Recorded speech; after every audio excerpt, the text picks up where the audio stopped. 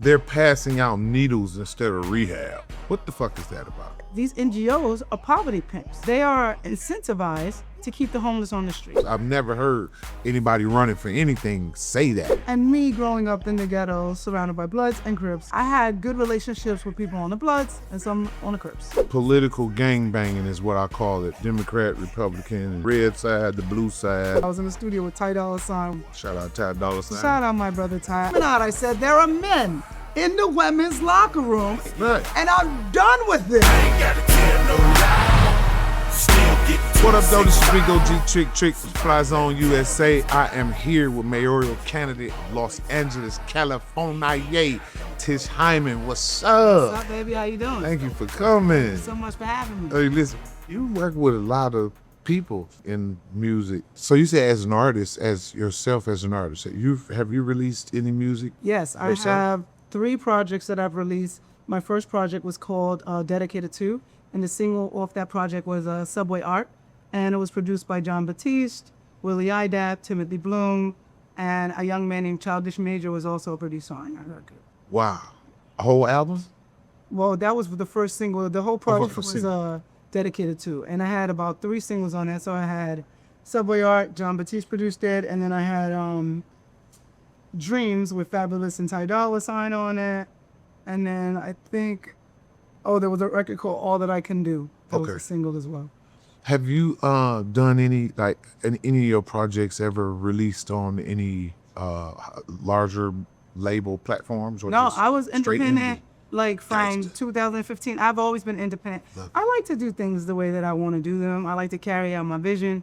And with the labels, as a writer, I found it difficult to make songs for music, for money. I make music because I love music. I want to have the music that comes from within.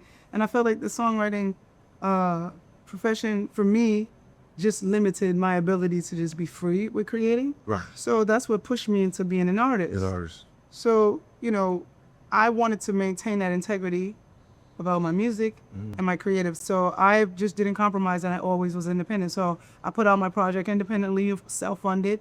And I also toured with Jill Scott, self-funded. I toured with Lil Wayne, I toured with The Roots, and I did all my own funding for all my projects. Wow. Now, and are you from LA? I'm from the Bronx, New York originally. There you go. The Bronx, boogie down. The Bronx. Boogie, the home. I'm from the Bronx. The birthplace of hip hop. The birthplace of hip hop. Hip hop. So it's in your blood. It's in my blood. It's in me, not on me, as you know. You know what I'm saying? That's right. Now, when did you come here? I came to LA in 2010. So I was in the mortgage business between 2005 and 2009 in New York, and I was doing well in that. It kind of crashed in 08, at the end of 08. The mortgage business started to take a turn, and I just was more passionate about music, and I had an opportunity to move to LA to move to Malibu. So I did that, and I was supposed to be... Wait. So when you came here, you just... Straight to Malibu. Straight to Malibu. Fuck.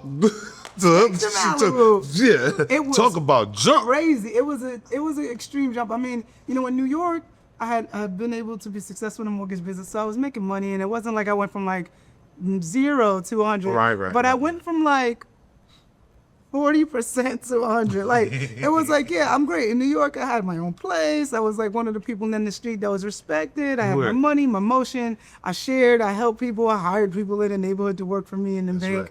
So, that was 40%. Yeah. But that was 100% where I was at. Yeah. So I jumped out of the pond and I went into the ocean. You want to catch a big fish? You fish in the ocean. Now, what was it that actually made you say, I'm going to Cali? I had an opportunity. I'm a workaholic. So when the mortgage business started to crash, I started to just speed up production on music, just getting in the studio as much as I could. And I was so pissed that I couldn't work on a Sunday. I was like, I need to work. I don't have a producer to work with. And one of my friends came over and he says to me, I know a producer. His name's Dre Knight. And I was like, all right, put me on the phone with this Dre Knight.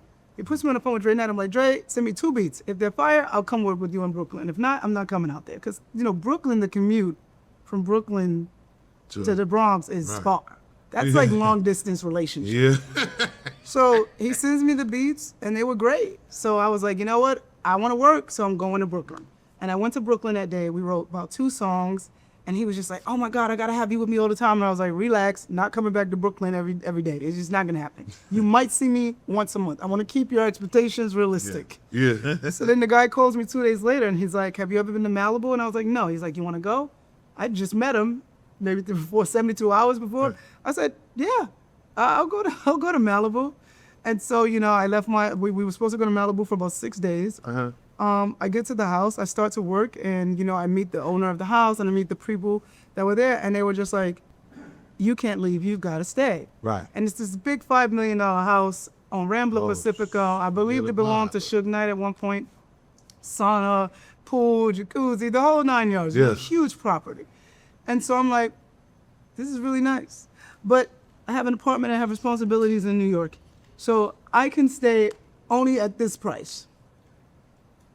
And they paid me that price. And so I stayed in Malibu. And then I fell in love with the weather, the freedom, the music, the lifestyle. And I was like, I'm not going to go work again for anyone else. Mortgage just is fun, but I don't want to do that anymore. So I came back to New York for 3 weeks, packed up all my stuff, sold everything, liquidated all my assets, and I moved to LA. Damn. That's I've thought about it a million times, but it's, I'm from Detroit, so it's always been like I'm not gonna leave. I haven't seen an opportunity big enough to leave Detroit, but especially in being involved in community and like I am, which brings me to, what got you into activism and, I would imagine it was a natural thing. That melanin is just glows to, it's like the sister love is all over. You got it, baby. You got it. You understand me? Well, in music, right, my first song was called Subway Art. And what it was about homeless people in New York City and the culture around it. And my whole entire album, Dedicated To, was about me being able to uplift myself from poverty. And it was dedicated to anyone who's ever felt like they weren't going to succeed or they weren't meant to be a success. Because I was in a foster home and I went through a lot in my early childhood in my life. So it took a lot for me to, just be the type of woman I am, be strong-minded, push forward, go to work. I'm a self-starter, so I always pick commission jobs. And so I wanted people to know that you can't tell by looking at me the things that I've been through. I'm dedicated to change. I'm dedicated to being a better me. I'm dedicated to putting a good message into the universe. So that was my activism through sound, I suppose. Yeah. But the activism now that I'm involved in is just, in October, I was in a Gold's Gym locker room, and on 4 different occasions, I turned around to 3 different men in the bathroom with me as I was naked. Yes. And when I turned around confused and scared and just not understanding what was happening, they all said to me, B-word, I'm a woman. Very aggressively, didn't care about the fact that I was there naked, no regard for my body, no regard for my privacy, nothing. I just was bent over, oiling up, and I turned around to this guy, and I'm like, this has got to be illegal. Yeah. No, it's not. And I reported it to staff. I tried to figure out what was going on, and I realized that it was a law that any male can go into any restroom that they please so long as they identify with that gender. And I said, how did we get here? So a sick motherfucker that just want to be a sick motherfucker, just today he want to be on his sickness. He don't even have to be trans. He just a sick motherfucker can just say today he want to identify as a female and come into your space. And that was legal, that he could do that. Absolutely. In his sickness, in his level of mental illness, whatever that may be, just impose on your freedom and your right to privacy as a woman. And there's a law that said he can do that. Yes, and See? it was a forced red pill because I did not know this until that moment when I was trying to find help. And I felt like a helpless child, like a little girl, because I just was like, never in my adult life, in my childhood, things happen. I couldn't be responsible for those things because I was a child. And that was the mindset that I had for myself. I said, listen, you're a child, there's nothing you can do. But when you're an adult, you're going to give yourself the life. You're going to be in control. And he took that from me in those moments. They all did. And I felt hopeless. And I was like, you know, I'm trying to organize emails to get women to talk about this, trying to figure out. And everywhere I go, they're like acting like it's some controversial issue. And I'm like, what is going on? I felt like I was in the Twilight Zone. Flat out, yeah. So ultimately, my gym membership was revoked and terminated, and I was escorted out of the gym with police. I'm not a criminal, and I've been going to this gym for, you know, a long, long time. I've been going to the gym years. So these people are seeing me walk out with police, and they're looking at me like, how you looking at me like, what's going on with that lady? Like, they've only ever seen me work out. And I just say, there are men in a women's locker room, and that is why I'm being escorted out. And I just want to make sure everyone knows it. And they were still looking at me like, how you looking at me like, excuse me? Like you was wrong. They were not comprehending what I was trying to say. On? So I had to scream it out. I said, there are men with big dicks in the women's locker room, and that's why I'm getting kicked out. And I want to make sure the girls know. Right. And then I just go on. I'm like, everybody saw that man in the locker room, and no one's saying shit. Right. And I'm done with it because I was just so frustrated. I'm not a person that yells in the streets. I'm a very kind person. I'm funny. I'm chill. Like, my whole career has been I've been a vibe. Chill. And I was just a rude. And so somebody saw me, and they put their camera phone on, and they recorded that video. And I go home feeling sad. I lost my gym membership. I just lost 100 pounds. I'm in the best shape of my life. You know, I can't go to the gym. This is a part of my mental health. This is a part of my life, my routine. I was at that point getting ready for a new album. So they revoked your gym membership? Oh, they revoked my gym membership. What fuck gym was that? Gold's Gym. Gold's which Gym. is now EOS Fitness. EOS Did they change Fitness, it after the fact? While this was happening over the course of the 2 weeks, they were selling their company. Okay. So EOS Gym is exactly who terminated my membership. Gold's Gym was aware of the problem and didn't do anything about it, complicit in the issue, and then they sold to EOS, and EOS canceled my membership and escorted me out of the gym. Fuck EOS Gym. You know, and honestly, I gotta be fair. It's not just EOS Gym. It's Planet Fitness. Yeah. It's LA Fitness. It's the law. So really, it's not F these gyms. It's what the F is up with these laws. Come on now. And that's what brought me into activism. And when I say activism, I just mean I got active. Within 7 days, I was in front of Senator Scott Wiener. I was so traumatized, so perturbed. I was just confused with how this could be. And I was like, I need to figure out what's going on. Scott Wiener, if you're not familiar, he's a senator, and he works out in Sacramento.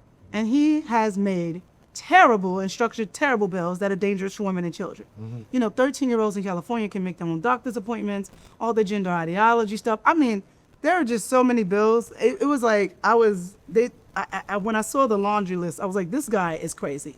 But I was like, let me go see this man face to face. Let me tell him my experience, because maybe I'm missing something. Mm-hmm. But no, I got there. It was a room full of liberal white people. I was the only black person. I sat right up front because I wanted to make sure that I was in a position to speak to that man. And I sat there and I watched them use the civil rights movement as a means to push this agenda. Mm-hmm. They were saying things to the tune of, in the 60s, it was black women they didn't want to let into the bathroom. And now it's trans. I was like, oh no. No, the fuck y'all did. They did not. I'm like, Martin Luther King did not march for this. Flat out. I'm almost positive. Yeah. And then I look around the room and I notice that that's what they're doing. They're manipulating it with this. So I had to write my question down on a piece of paper. I knew that there was a chance they wouldn't read it. So I waited. I watched them look at my question, put it to the side, and not read. So I said to myself, I'm going to wait, because I knew they were happy to have a black woman up front. I know, I could tell by Wiener's demeanor. So I said, Senator Scott Wiener, can I ask you a question? Because I flew here to do that. And basically, I asked him and told him about my experience in the locker room and what would he say to women who were seeking safety in the intimate spaces. And his response were, trans women are brutalized in this city, in this state. in this country. And we need to protect trans women. So, of course, I went into full-on mode. So protect trans women, not women. Exactly. So the women just been pushed to the side. So this little group of retards can be put in the. I don't know if they told you. They'll bleep it later. I say what the fuck I want. Listen, so this you group of should. retards, damn God's gift to men. Let's get the fucking retards in and let's push. It was shocking. That And makes I- me and angry. I was very angry. When he said this to me, I responded with, no, they're not women, they're men, and you need to protect them. And then, you know, when they started to boo me, the guys in the back, like a bunch of dudes in the back, and then I just went off. I was like, let me explain something to you. No, we're not gonna get raped in the bathrooms while because the men want to say they're women, they're not women, and I'm getting out of here, I'm leaving. And they're like, no, you should stay. I'm like, I don't want to stay, you're not protecting women. And that video is online, and that video went viral. And the next, maybe 3 days after that, I was in front of Senator Ro Khanna. Same questions, same thing. Pivoted to something else. Trans women are brutalized and trans kids. I'm like, there's no such thing as a trans kid. There's only a child being abused by an adult. Because kids don't know that. I was a gay kid. I was a gay 12-year-old kid who didn't know they were gay until I did something gay. And then I was like, ooh, I'm gay. I didn't need an adult to show me the way. Right. I didn't There was have a an discovery of your own about your own. Yeah. Yes. And you let the kids grow, and they're not allowing kids to grow. They are teaching them that. If someone would have came to me at 12 years old and said, you know, maybe you're a man in a woman's body, I would have believed that, because when I was 12, I thought I was having boy emotions because I liked girls and I wanted to play sports. And I was very tough. I thought that's what it meant to be gay. At 16, I still didn't have an understanding of who I was. I thought I was butch at 16. They used to call me ODD, you know? What's that? Come on with Old Dirty Dyke, because I was in the Bronx. And you know, I was so tough. You know, I looked like I had several gun charges, you know? I looked crazy. I was young and mirroring the things. I gotta get the picture of my ID. When you see it, it was like, whoa, what is this? This person is not on the road to success. That's a nigga. It was bad. Yeah. I looked like I was going to jail. But I'm 16. I wasn't even a criminal. I just was, I thought I was tough. Yeah, Till I saw a couple guys knock a couple girls out. Then I was like, you know what? Maybe I'm not so tough, you know? let me get this little femininity on Who it. you want to hit me? Why? But no, on a serious note, to bring it back home, guys, the point is that I would have believed them. I would have cut off my boobs. Right. And you know what? I don't got the best pair of boobs. I really don't. They're not that great. But they're my boobs. And I love them as they are. You know, I love them. Yeah. Wherever they fall. Yeah, hello. I love them. And so I've met so many detransitional children, you know, that are permanently damaged from these pills, these medications. Mm-hmm. And no, so the activism kind of came there, and through that, I started to speak at rallies and just meet more political figures. And as I was talking on the news and talking at different outlets, they kept saying to me, are you gonna run for something? Are you gonna get involved? And I was like, I guess I'm gonna have to, because I'm not finding any solutions. Right. And it was like an unraveling of my consciousness that reballed itself into a new consciousness of caring about things in a political standpoint, not just singing about it on music, not just keeping it on sidelines. So I went into this point of, we have an election, we need a mayor that's going to protect women, a mayor that can help us with this homeless problem. So I'm looking for a candidate to support, and I couldn't find one. There was nobody there. You think they're all scared, or? At that point, when I was deciding to run for mayor, literally this was in 4 weeks of after this happening to me. Within 4 weeks, I had already spoken at I don't know how many rallies. I had already sponsored and Oh, that's endorsed. activism. Active I was is the key active. word. I already endorsed like two different legislations in different states. I'd already been to Washington State, Washington D.C. I'd already spoken at the ADF Gala and met Ryan Gaines and Megyn Kelly and spoken to most of the women's rights activists. So I'm like, all right. The problem is our politicians are corrupt. So I'm looking for a mayoral candidate to support in the race. This was in November maybe 15th, you know, and I couldn't find one candidate that sounded like they understood what LA needed. They weren't from LA, half of the candidates. I'm not as well, but I'm from America. I'm from New York, which is the other big city on the other side, the other king. And I've also been in LA 16 years in a real way in the community.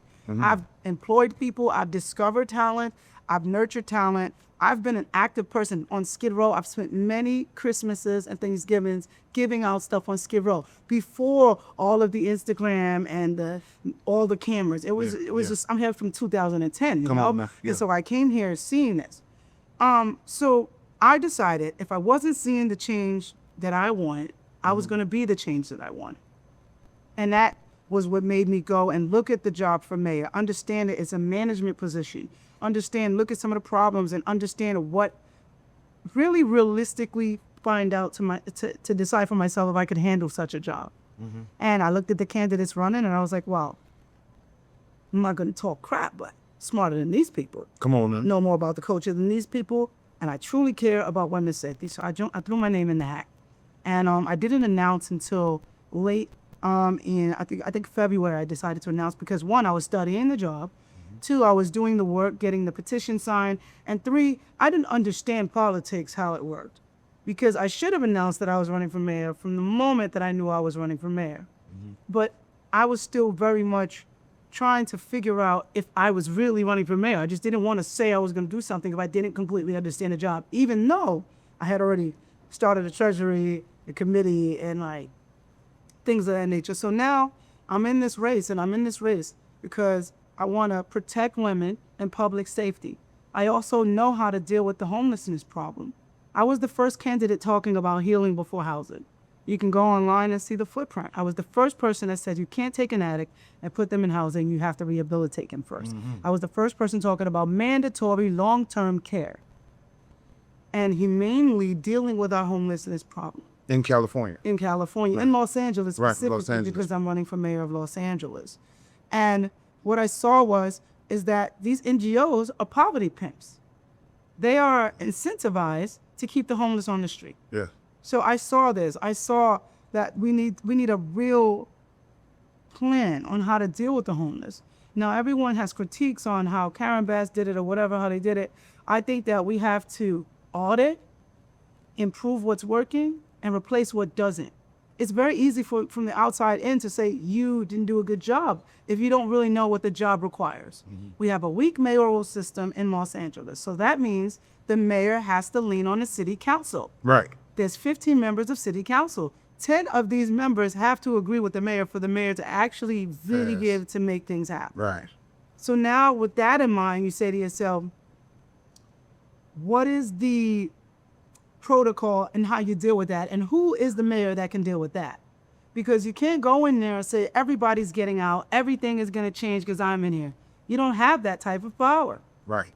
So it's how do we realistically deal with our homeless population with a good plan that actually works over time? You're the first person, politician, well, not, I won't call you a politician, the first person that actually told that truth, that you can't get in here and just say everything gonna change just because I'm here, but you have direction and a focal point to change things and willing to work with others to make things better. I caught that when you said that. I've never heard anybody running for anything say that, like honestly get here and get, to a place and say that. And that's something that people need to know, when they're trying to determine or decide which, candidate would be best for them. Absolutely. I mean, listen, you have to understand that this is not just a paper game. This is a people game. You have to understand that there are people involved. There are many moving counterparts, and you have to be in the right mind frame to deal with all these parts. It's not just a punch in the chest. You have to have like a rhythm in the ring. You have to understand what you're actually trying to do. Saying, oh, I'm going to do this, I'm going to do that is one thing, and actually being able to achieve that is another. And you learn that through experience. A lot of people would say I don't have political experience, and they would be correct. I don't. I have management experience. I have team leadership experience. I have experience with fiscal responsibility. I have experience with picking talent, develop talent, nurturing talent, and finding the right people who are talented at their jobs and putting them in the right position and putting teams together that win. I put people together that have made monstrous success, and I wasn't even involved because I knew how to pick the right people to work together. I'm a unified. Right now, there's a lot of division. There's a lot of anger. And I feel this. I am living in this neighborhood, in these neighborhoods too, where the homelessness is out of control. I am also fed up with the high taxes. I am also fed up with politicians not being able to answer a straight question or being told or gaslit into believing that the homelessness crisis is down, but I don't feel it in my everyday life. So the reality of it is I feel everyday Angelino's frustration, but I also think that we're in desperate times. And they say desperate times calls for desperate measures, yeah. And I see that people are really desperate right now. So for me, my biggest hope in this election and with regard to this city and state with leadership is that the best leadership gets put forward and that whoever is trying to make a difference in government doesn't stop trying to make a difference in government, because there are many different roles to play. So if one is not the one, there has to be another. I'm here to stay. I love Los Angeles. I'm willing to fight for this city. And I'm an economy girl. I'm a businesswoman. I figured out business strategies that will bring money to the city without taxing us. A lot of these politicians don't have a creative mindset. They don't know how to create revenue. But I figured out ways to create revenue. I have one thing that I think is smart. One plan is in policy that I want to put in place is I want to actually extend the nightclub hours to 4 a.m. And have in zones, not everywhere throughout the city, but in party zones where there are clubs and, nightlife going on. And, I want to safeguard it. We have rideshare programs to safeguard. We'll stop selling alcohol after 3 o'clock in the morning. From 12 a.m. to the end of close, we have free filtered water passed out through the crowd so that they're hydrated. We have small business agreements put in place that every venue has food trucks outside, just 2 or 3, tables and chairs. So people come out hydrated and hungry. They go sit down, have fun. There's business. And also, your intoxication levels are coming down because you're ingesting food and water. And guess what? The sun's up. So it's easy to drive home when the lights are up. Now we've just made money overnight. While some people went home at 1 a.m. and 12 a.m., some people stayed out till 5, 6 o'clock in the morning. And guess what? Our city made money till 5, 6 o'clock in the morning. Oh, wait. Just in time for people to wake up at 5, 6 o'clock in the morning and start spending money again. This is the type of things that I bring to the table. If I'm sure people hear it, they can adapt this into their programs and their plans. Because I've definitely heard politicians adapt things that I'm saying into their programs. Whatever it is, I just want the best for Los Angeles. What about I've heard this I don't know exactly how to word what it is. What they say, they're passing out needles instead of rehab. Yes. What the fuck is that about? Is that something that interests you as a mayoral candidate to deal with directly? Because I personally don't think you should just keep giving out drug tools for safer drug use. I think we should be trying to rehabilitate people and give, help before, help those that can't help themselves. Yeah. Heal before housing. Heal before housing, yeah. Yeah, before accommodating the habit, heal what's going on internally with the person. Well, these people have a ruse going on, They're giving out needles that perpetuate the problem. But that's how they keep the dollars going in, That's how they keep making money. There are many programs that make no sense, like giving out alcohol shots to alcoholics and needles. They might have been good intended because some people believe that by giving out needles, you're keeping them from catching diseases, right? And that keeps them alive long enough to heal them. But, that also comes from a place of requesting that they are, brought into rehab. In my system, it's a little bit different. It's not a request. You're living on the streets. You are harming yourself and others. You have got to go to rehab. and we're going to give you the services, wraparound services, and we're going to make sure that at the end of this, you are a new person. You are back on your feet. You're going to work. We'll realign you with your family because they'll see that you're in a long-term care and you're going to heal. It takes time. Some people are there on Skid Row for a year, and it could take them 5 years to get over what they experienced on Skid Row. There are not just zombies and drug addicts on the streets. There are families on the streets that are on hard times that live there. There are children that live on Skid Row with drug-addicted parents, and they love their parents. Right. And, like, we have to figure out the right routes for the solutions for these problems. They're not one problem. As somebody might see a bum or junkie, I see somebody's father, mother, daughter, sister. Yes. So while I don't think we should let them stay there, I don't think that's compassion. But I don't think that letting them rot their lives away is compassion either. We have to have a stern hand on it, but really we need a leader that truly understands this. You have to understand from experience, these are human beings. So if you're talking about them like they're trash or disrespecting them, how can you expect the people that you command to take care of them in a respectful manner if you are not even referring to them in a respectful manner? Like Governor Newsom, the governor here, and Karen Bass, is it? Where do you think they? I mean, I can go home. I don't live here. Where have they gone wrong for California? I think Newsom being elected went wrong. I mean, he's just completely seems out of touch. The things that he says is out of touch. The laws that he passes. Motherfucker retarded, but my bad. He's an interesting guy. Karen Bass, you know, I don't know enough about her personally. I don't even know much about Newsom personally. I've just heard him say things that are ridiculous. Karen, I was talking to somebody about this earlier. You know, she gave her life to public service.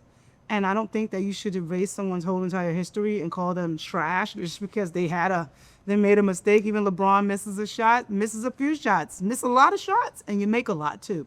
So without saying she's good or bad, I'll say that at this point, it seems that everyone is very upset with the job she has performed. Mm-hmm. And the things that she's saying now don't make us feel any more confident in what she's going to do in 4 years. At least me, myself, I can speak for only myself. It's just that, you know, when she says things like, we're going to give the meth heads teeth. They need new teeth. They've rotted out their teeth. And it's like, Karen, why do you think that's a priority right now? Who told you that? It's like, you don't have Fuck any rehab, experience. give them some teeth. That's going to fix every goddamn thing. And when she said this, it made me think to myself, I'm getting Biden vibes, man. I'm like, is she there? Is she all right? Is this bitch woke? Yeah, I don't want to, I'm really seriously concerned about her health. As a human being, I'm like, miss, are you okay? is it time for you to maybe you need to relax? It's a lot of negativity coming at her right now. It's a lot of pressure coming at her right now. She's a fragile old lady. Yeah. You know, and I'm not trying to age shame her. And I'm not trying to disrespect her history because that's not my style. I'm truly concerned about her health. I'm worried when you about say you, something man. like that. Yeah, you're right. New teeth, you know? I'm like, lady, You're right. I think, Karen, you should call me. You should call me and let me come in and, like, hold your hand next to you and fix things, because there's a couple things. Right. It's just, lady, I can't even support it, you know? It's hard to support. I saw a video, matter of fact, I watched just yesterday, where you said, you something amazing. Listen, the Second Amendment, yes, thank you. Because I am a gun owner and a Second Amendment participant. California hasn't always been, you know, so open to people carrying firearms, rather, that didn't mean shit. But, you know, could you elaborate a little bit more on your stance on the Second Amendment and how you believe, you know, people of Los Angeles should be able to protect themselves? Oh, I'm a big supporter of the Second Amendment, and I utilize it as well. I own a gun myself. Because when 2020 happened and everybody started acting crazy, I was like, the first thing that happens in 2020 is that boys start acting out of their mind and start doing things to the women. Come up in here. I got the shotgun. I was like, no matter who's coming, when I shoot that thing, they gonna slow down. Because them little guns, I ain't got that aim for all of that. Little guns, I went to the range. I was like, man, I ain't hit nothing. That shotgun, it's gonna hit. Yeah. And I think people need to protect themselves, of course. Yes. You know, the whole point of the Second Amendment is so that we can protect ourselves if the government goes crazy and starts trying to take away things, our rights and stuff of that nature. So we need to keep that because we can't put our trust in the government. Right. We absolutely cannot. We have to put our trust in ourselves and maybe put a little faith in the government, but trust? Yeah, No. trust is a strong word. Because the amount of time between you calling the police and being killed You right. is Split that second. quick. So you have to Split protect yourself, and as a man, you want to protect your family. As a mother, you want to protect your family. I Mm-hmm. mean, I think, there should be, responsible ways of giving people gun licenses and, making sure it's like I don't think that a felon who has violent crimes especially should be able to own a Indeed. firearm. Right. He's gonna own one any fucking way, which is why you gotta you as a you gotta law-abiding have one. citizen should be allowed at least let me protect myself. Right. Do you think, with saying something like that, because a lot of people don't feel that way, and fuck them. My personal opinion is fuck them. But do you think it's important to be like politically correct when you say shit? 'Cause I really don't believe that right now. I interviewed a guy from New Hampshire, and that motherfucker got a Heisman Trophy dodging questions, and he was good. He's a young fella too. And me watching your interviews, I know you're very outspoken about, and it's relatable to us as people, because you as a representative, you represent the people, and the safety of the people and the health of the people. Do you think how do you feel about politically correctness? I feel like that was a tactic to confuse us about what we should be doing, to make it feel like it's so out of reach. The truth of the matter is that politics used to be led by business owners and people of the community who cared. People who invested in the community. It was a combination of people, and most of them had jobs and knew how to deal with people and lived in the areas that they represented, and that was what it was. That was what it was built on. Right. I believe that, these career politicians are the problem. They make it seem out of reach. They're out of touch. They go to school somewhere, then they decide they're going to move to a city and they're going to get into politics in that city. It's like, do you love that city? Do you know anything about that city? You're just going to go here and set up shop and decide that you know what's best for all these constituents and these people, the citizens of the city, and you haven't lived. You haven't lived there. A lot of these career politicians haven't lived. They've just trained to dodge questions, to lie. I feel more safe in the hands of someone who's not a politician and is actually crafted in on what they're trying to do. And now, I'm not saying there's anything wrong with being educated and being a career politician. I don't think there's anything wrong with it, but I think there needs to be more balance in it. Like, you should have A real life. live the real life, And be a real person. You have to be, You because you're dealing with real people. Right. And real people understand real language. We communicate regularly. We don't, you watch what you say around the pastors, the judge, the babies, grandma, grandpa, your parents when you're a certain age. After a while, you and your, me and my pops me and my dad, our dialogue back and forth is like two brothers, and that's my main man's, my dad. So it's, we disagree on a lot of shit. My daddy did not fuck with Donald Trump. Well, I do. Because here's why. That very reason. There is no political correctness. It's straightforward. So you're going to take the bullshit, the real shit, and there it is. That's what I can relate to because that's what I deal with every day. Real shit. It's not, I don't hang around a bunch of people or understand a bunch of people watching what they say. Because then at that point, I think you're being manipulative. It's best that you let that shit out and say what you feel. And it's up to people to either agree with it or disagree with it. But at least you put it on the floor. And that's how he won again. Well, I call it, I say it all the time, people want to hear real wording and they want to hear it how it is. I mean, It's We like don't a want manipulation political tactic. correct people to make that a tactic, though. My bad. Go ahead. No, it is a tactic. But they can't make that a tactic because when it's real, it's real. You feel it's Flat real. out. So Flat I out. see politicians now, they're like trying to curse and this and that. Yeah, Like, yeah. bro, Go back to in, your dog. old self. Go back to your old self. Sit your ass down, nigga. Don't- you're not Trump. Go back Right. to yourself. Yeah. Readjust and come back where who you are. You Yes. know? Yeah. It's a way to confuse and a way to distract. But I think we're gonna get more politicians stepping forward to just care. One of my biggest hopes and dreams in this is to inspire younger people to get involved in politics. Because I go in these town halls and everybody's like 80, 70, and they're making plans for the next 30 years. And I'm like, baby, You ain't gonna be here. you sure you're gonna be around? Yeah, I'm yeah. concerned with your health. You might be trying to get back to your old days, and it might not be a good thing for us. Or just like being completely out of touch with what they need. Right. So I'm trying to inspire 20-some year olds, 30 year olds, like get in here and make a difference. If I can walk away from the studio, and I mean like right before the week that I announced that I was running for mayor, I was in the studio with Ty Dolla working on a song. Shout out Ty Dolla. Shout out my brother Ty, I absolutely love him. And I remember that we wrote the song, wrote it real quick, it was cool. And then they were gonna stay and work, and I was like, I'm going home, I gotta work on some policy. And I'm like, wow, I'm listening to myself. I never thought I would say something like that.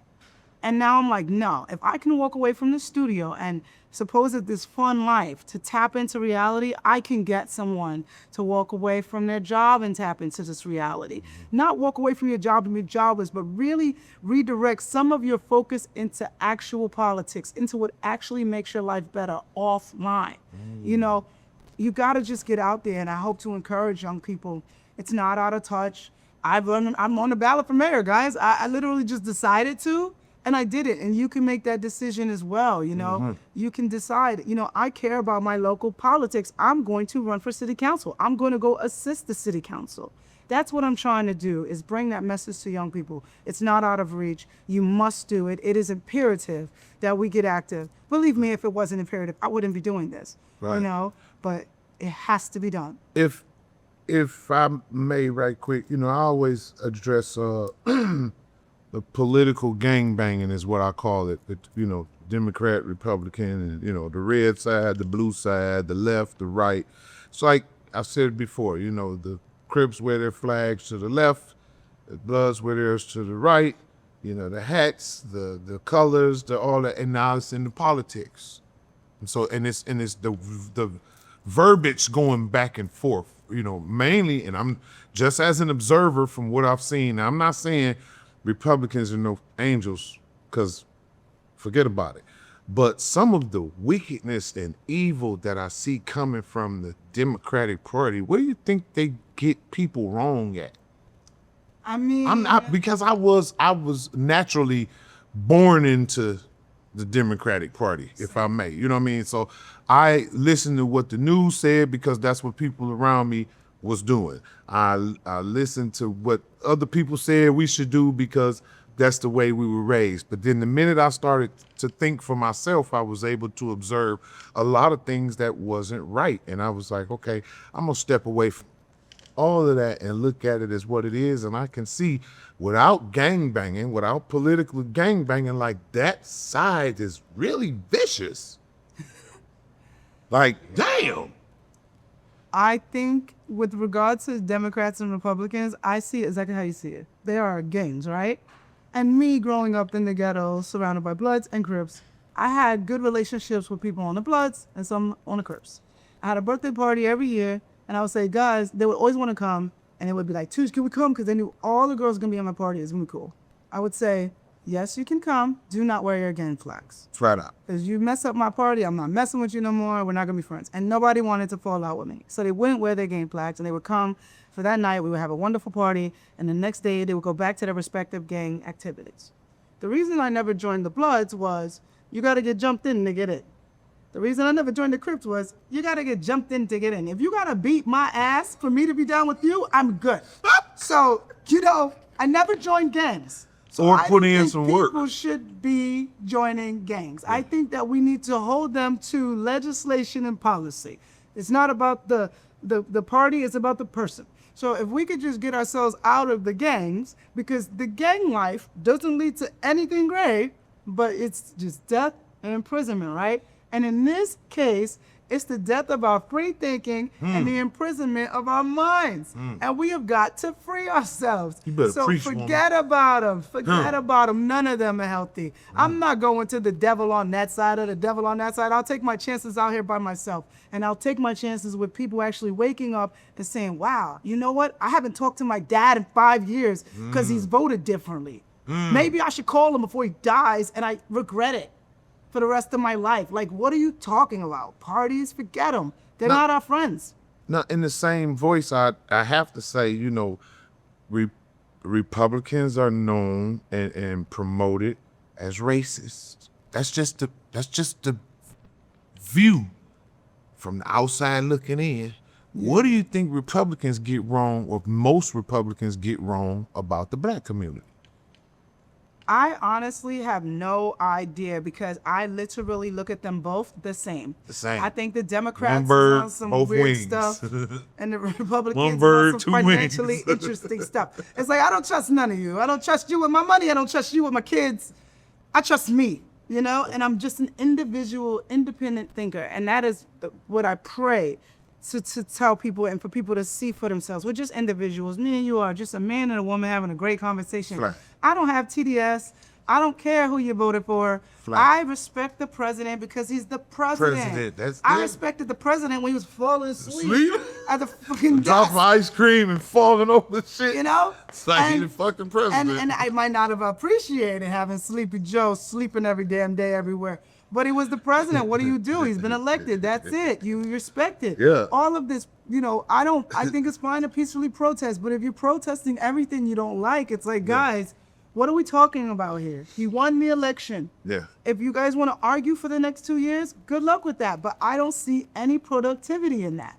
A lot of protests and marches and things of that nature, but there's no ending to it. There's no resolution. And they're paid protests. Like back in the day when you saw a protest, it was like real people had to call each other on the phone on that rotary joint, you know, create like a bunch of networking and do something to get a protest together. And then you saw the signs. They were all different. Somebody made this at their mama house. Somebody put this together with trash. They had an end game, though. They had an end They game. wanted something. They wanted that rise. Yeah. Now it's paid protests.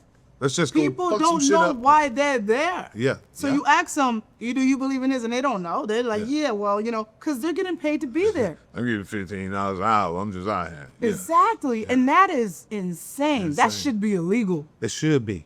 It should be. You know? But it's protected by the right to protest. Well, we need to open that up because people should not be able to pay to have protesters. And that's the thing about younger people coming into to politics. We could change this. Yeah. We can change it. It's not about like, you know, I don't want to say like some people progressives, they're like, we need to break the whole system and demolish it. That's just kind of crazy. It leaves too many open areas for things to get worse. But I think there are certain specific parts that are making things worse that we could fix. Being able to put together a paid protest because you feel like you want to put some negativity in the air, you don't have any, there's no facts behind it, there's no message or nothing. Something about that should be illegal. But I mean, obviously this is a broad statement to make. You would have to zero in and dial in on it, but it's wrong. People out there just making a commotion. They don't know what they're fighting for or what, and they're creating more commotion and more people who want to fight over something they don't know, misinformation. Yeah. It's just, we're just in an age of radical bullshit. Yeah.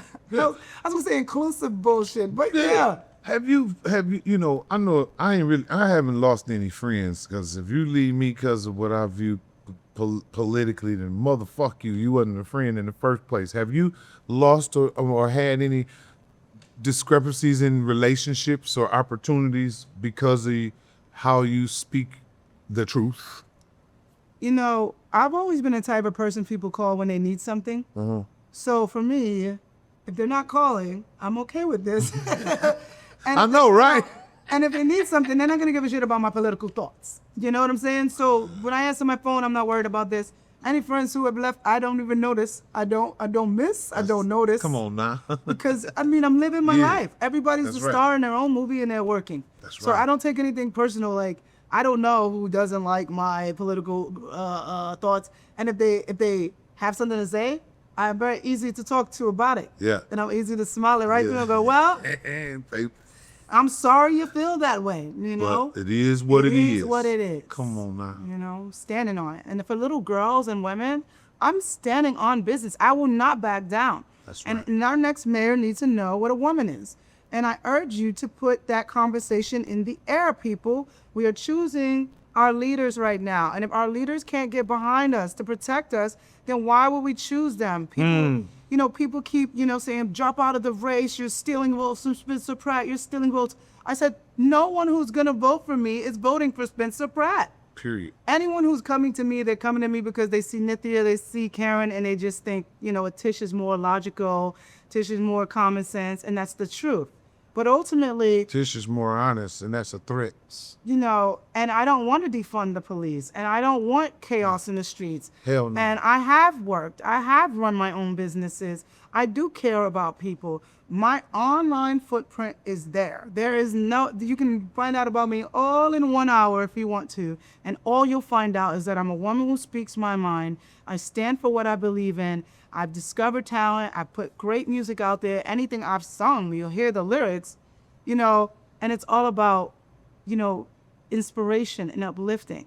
And so it doesn't matter what happens in this election, I will be here fighting for Los Angeles. And ultimately, the things that I'm able to do as a woman and human in politics, I plan that will surge throughout our country because I love this country. I'm a proud American. And I don't care about what color you are or what sex you are. Even if you're a man that wants to put on a dress, just stay the fuck out of the bathroom. But what I care about is that I'm actually working, I'm actually making a difference, and I'm gonna continue to do that. I care about the city, I care about my country, I care about us really appreciating the blessing we have in this country. Because a lot of people who don't travel enough say a lot of things about our country, not realizing how blessed we are. Well, Tish, I'm gonna tell you this. You got a new fan. I can't wait to listen to all of the music. I'm going on a hunt tonight to listen to all that good music because I heard you sing it earlier. And I was like, that's I hear a bird, I hear a songbird over there, I hear a voice. I know glass pipes when I hear them. You understand me?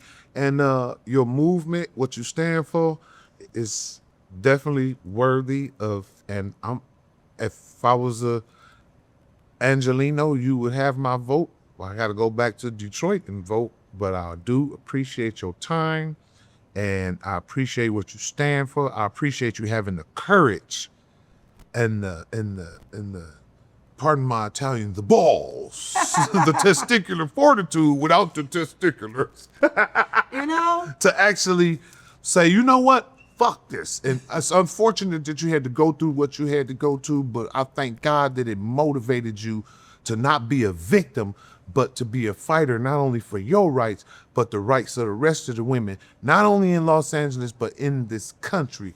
Thank you, sister. Thank you so much for Hey, having me. love, love, love, love. Give me a motherfucking hug.